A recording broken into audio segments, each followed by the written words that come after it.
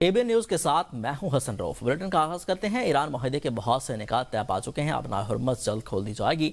सदर ट्रंप की truth social पर दावा कहा कि फील्ड मार्शल आसिम मुनीर ने अमन माहिदे में कलीदी किरदार अदा किया। फील्ड मार्शल आसिम मुनीर का हालिया दौरा आला सफारतकारी है। सदर ट्रंप ने बताया है कि मफाहमत की यादाश्त से जुड़े तमाम उमूर से मुतल्लिक field marshal Syed Asim Munir, Saudi वलीअहद Mohammad बिन सलमान, मुत्तहिदा अरब अमारात के मोहम्मद बिन जाहिद अल नहयान, कतर के अमीर शेख तमीम बिन हमद बिन खलीफा, तुर्क सदर रजब तैयब एर्दोआन, मिस्र के सदर अब्दुल फातह अल सीसी, उर्दन के शाह अब्दुल्ला दोम और बहरीन के शाह हमद बिन ईसा के साथ फ़ोन पर बात हुई है। मामलात के हतमी पहलुओं और तफसीलात पर इस वक्त तबादला ख्याल किया जा रहा है और जल्द ही इसका बाज़ाब्ता ऐलान कर दिया जाएगा। डोनाल्ड ट्रंप ने कहा, या तो पहले से कहीं ज़्यादा सख्त हमले होंगे या फिर बेहतर मुआहदे पर दस्तखत किए जाएंगे।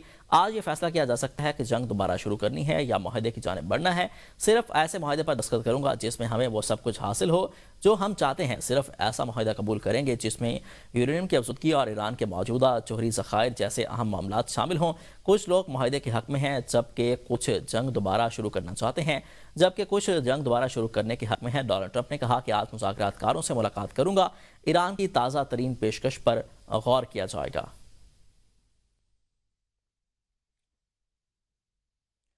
पाकिस्तान की सालसी में ईरान अमेरिका मुज़ाकरात हतमी मरले में दाखिल हो चुके हैं। तर्जमान ईरान से वज़ारत ख़ारिजा इस्माइल बकाई कहते हैं कि ईरान और अमेरिका के दरमियान मफाहमती यादाश्त की हतमी शक्ल देने का अमल आखिरी मरहल में है।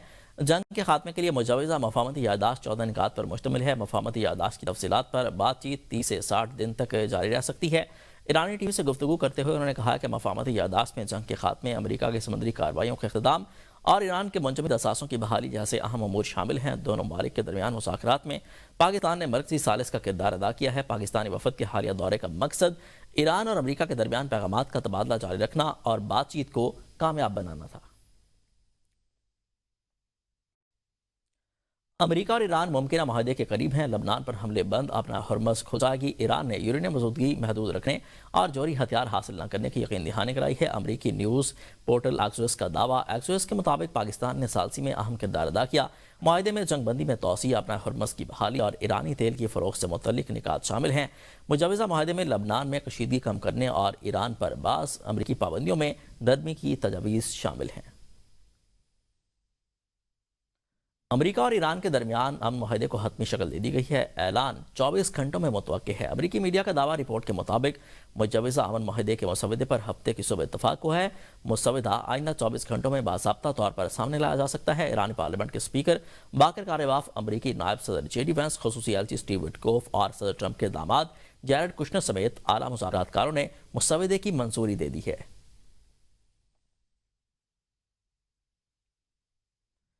ईरान अफज़ुदा यूरेनियम के ज़ख़ीरे से दस्तबरदार होने पर आमादा हो गया है। अमरीकी अखबार न्यूयॉर्क टाइम्स का दावा। अखबार 2 अमरीकी हुकाम का हवाला देते हुए दावा किया गया है कि ईरान ने अमरीका के साथ जंग के खात्मे के लिए मुमकिन माहदे के तहत अपने आला दर्जे के अफज़ुदा यूरेनियम के ज़ख़ीरे से दस्तबरदार होने पर आमादगी का इजहार किया है। हुकाम के मुताबिक यूरेनियम के ज़ख़ीरे से दस्तबरदारी की तफसीलात मुमकिन माहदे के बाद शुरू होने वाले मुज़ाकरात में तय की जाएंगी। अपना हुर्मस पर ट्रांजिट फीस नहीं ली जाएगी। ईरान के $25 अरब के मुंजमद गैर मुल्की असासे बहाल होंगे। ईरानी जोहरी प्रोग्राम पर दूसरे मरले में बातचीत होगी। मुआहदा हुआ तो भी अपना हुर्मस ईरान में रहेगी। तर्जमान खातमुल अंबिया हेडक्वार्टर ने वाज़ेह कर दिया। इब्राहिम जुल्फ़िकारी ने कहा है कि अपना हुर्मस से ट्रांसिट, औकात और मैरीटाइम लाइसेंसों का इजरा ईरानी हुकाम ही करेंगे। दूसरी जानिब ईरानी इनकलाबी गार्ड्स ने अमरीकी सदर की हालिया सोशल मीडिया पोस्ट को प्रोपेगेंडा करार देते हुए कहा कि तेहरान के जोहरी प्रोग्राम पर किसी किस्म का कोई बाज़ाब्ता मुआहदा या वादा नहीं किया गया। ईरान की फॉरेस्ट न्यूज़ एजेंसी की रिपोर्ट के मुताबिक इनकलाबी गार्ड्स के बयान में कहा गया है कि यह बात काबिल ज़िक्र है कि ट्रंप पहले ही यह ऐलान कर चुके थे कि ईरान के जोहरी प्रोग्राम पर मुज़ाकरात किसी भी मुमकिन मुआहदे की बुनियादी और लाजमी शर्त होंगे। ताहम ईरान की जानिब से कोई भी अहद नहीं किया गया। इस मरले पर जोहरी मसला ज़ेर बहस नहीं आया। अमरीकी हुकाम ने मुतअद्दिद मौके पर ईरान को यह बताया था कि ट्रंप को ट्वीट से ज़्यादा अंदरूनी मुल्क सियासी और मीडिया के लिए इस्तेमाल होती हैं, इसलिए इन बयानात को ज़्यादा अहमियत ना दी जाए।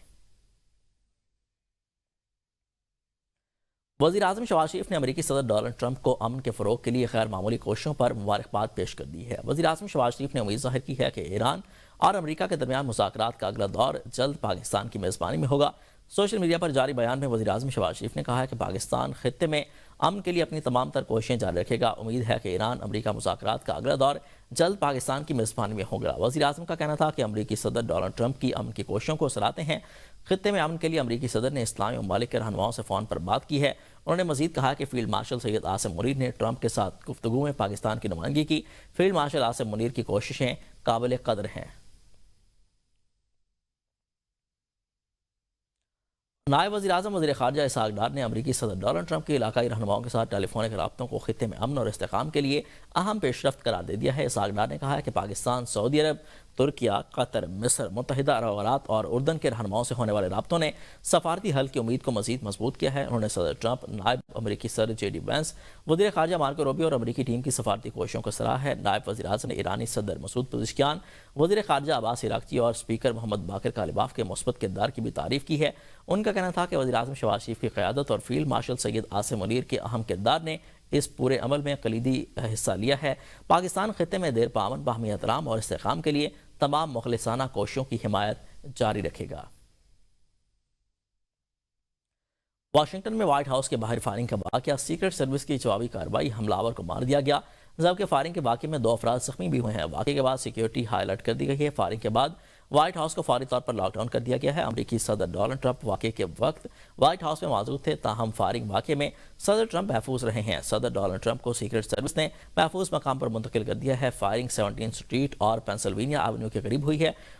مشتبہ شخص نے چیک پوائنٹ پر موجود اہلکار پر فائرنگ کی ہے۔ میڈیا رپورٹس کے مطابق وائٹ ہاؤس کے اطراف گولیوں کے متعدد آوازیں سنی گئی ہیں۔ کئی صحافیوں کا کہنا ہے کہ وائٹ ہاؤس کے باہر 30 گولیاں چلائی گئی ہیں۔ فائرنگ کے بعد سیکرٹ سروس اہلکاروں نے نارتھ لان میں موجود صحافیوں کو پریس بریفنگ روم بھیج دیا ہے۔ وائٹ ہاؤس کے اطراف پولیس کی بھاری نفری تعینات کر دی گئی ہے۔ علاقے کی ناکہ بندی کر کے تحقیقات شروع کر دی گئی ہیں۔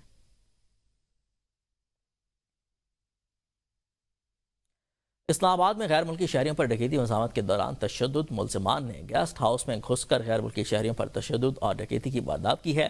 ملزمان غیر ملکی شہریوں کو باندھ کر تشدد کا نشانہ بناتے رہے ہیں۔ تھانہ کوہسار پولیس نے ڈکیتی واردات اور تشدد کا مقدمہ درج کر لیا ہے۔ ملزمان غیر ملکی شہریوں کے موبائل فون، نقدی اور لیپ ٹاپ لے کر فرار ہو گئے ہیں۔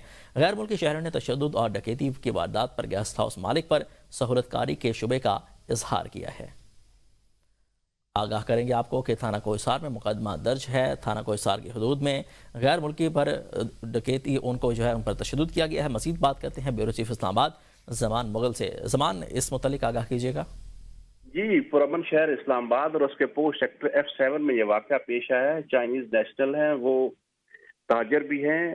اسلام آباد کے F74 میں آ کے گیسٹ ہاؤس میں رہائش پذیر تھے کہ رات 3 بجے کے قریب مسلح لوگ آئے ہیں اور ان کو اٹھا کے باقاعدہ طور پہ پہلے ان کے ہاتھ پاؤں باندھے گئے ہیں، ان کے اوپر تشدد کیا گیا ہے۔ اس کے بعد ان سے نقدی اور دیگر سامان لے کے تو الزام جس بندے کی طرف سے FIR درج کروائی گئی ہے اس کا یہ کہنا ہے کہ باقاعدہ طور پہ ڈاکو جو ہے وہ ایک گاڑی میں آئے تھے اور اسی گاڑی میں وہاں سے فرار ہونے میں بھی کامیاب ہوئے ہیں۔ اور FIR کے مطابق جو گیسٹ ہاؤس کا مالک ہے اس کو بھی سہولت کار کے طور پہ جو ہے اس پہ بھی شبہ دائر کیا گیا ہے اور استدعا کی گئی ہے کہ پولیس اس کی تفتیش کرے اور ڈاکوؤں کو گرفتار بھی کرے۔ اور یہاں پہ سوال یہ پیدا ہوتا ہے کہ SSP اسلام آباد جو ہمارے SSP آپریشن علی رضا قاضی، چونکہ ان کی یہ کمانڈ ہے اور اسلام آباد کے پوسٹ سیکٹر میں اگر غیر ملکی لوگ جو رہائش پذیر ہیں ان کے اوپر بھی آ کے ڈکیتی کی واردات ہونے لگے گی اور ایسی وارداتیں ہوں گی تو اس سے ان کی کمانڈ کے اوپر بھی جو ہے سوالات اٹھیں گے اور غیر ملکیوں کے اندر ایک عدم تحفظ جو ہے وہ بھی پیدا ہوگا اور پھر لوگ جو ہے اسلام آباد میں رہائش اختیار کرنے سے بھی اوائڈ کریں گے۔ اس حوالے سے آئے گی اسلام آباد کو دیکھنا ہوگا کہ SSP اسلام آباد جو ہے ان کی کمانڈ کیوں کمزور ہو رہی ہے، ایسے کون سے عوامل ہیں کہ ان کی کمانڈ جو ہے وہ آئے روز کمزور ہوتی جا رہی ہے۔ جی ٹھیک ہے زمان، آپ کا بہت شکریہ۔ سوات میں زیر تعمیر مکان کی بیم اور دیوار گرنے کے نتیجے میں 2 معصوم بچے جاں بحق ہو گئے۔ پولیس کے مطابق حادثے میں 11 سالہ ریحان اور 9 سالہ زہرا افشاں ملبے تلے دب گئے ہیں۔ واقعے کے فوراً بعد مقامی افراد نے اپنی مدد آپ کے تحت بچوں کو ملبے سے نکال کر فوری طور پر اسپتال منتقل کیا ہے، لیکن وہ زخموں کی تاب نہ لاتے ہوئے دم توڑ گئے ہیں۔ کراچی میں ریڈ لائن BRT منصوبے پر کام تیز ہے۔ وزیر اعلیٰ سندھ مراد علی شاہ نے مسلسل 5ویں اتوار بھی منصوبے کا دورہ کیا ہے۔ وزیر اعلیٰ سندھ نے نمائش چورنگی سے سفران چورنگی تک جاری تعمیراتی کاموں کا جائزہ لیا اور مکس ٹریفک کوریڈور، نکاسی آب، یوٹیلٹی شفٹنگ کے کام کو تیز کرنے کی ہدایت کر دی ہے۔ دورے کے دوران شرجیل نام ممبر مرزا وہاب، ٹرانس کراچی کے سی ای او زبیر چنا اور FWO کے حکام موجود تھے۔ بریفنگ میں بتایا گیا کہ لاٹ 2 پر 1950 میٹر مکس ٹریفک لین سپاٹ بائنڈر مکمل، جبکہ 2320 میٹر سب گریڈ اور ایگریگیٹ بیس کا کام بھی مکمل کر لیا گیا ہے۔ وزیر اعلیٰ مراد علی شاہ نے کہا ہے کہ ریڈ لائن منصوبہ کراچی کے لیے ایک اہم ٹرانسپورٹ کا منصوبہ ہے اور حکومت ہر اتوار ذاتی نگرانی کر رہی ہے تاکہ منصوبہ بر وقت مکمل ہو سکے۔